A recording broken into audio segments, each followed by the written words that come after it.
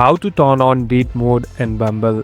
In this video, I'm going to show you how you can enable this feature. First of all, open the application. Now, here on the left bottom, you can find this profile icon. Simply tap on the profile icon.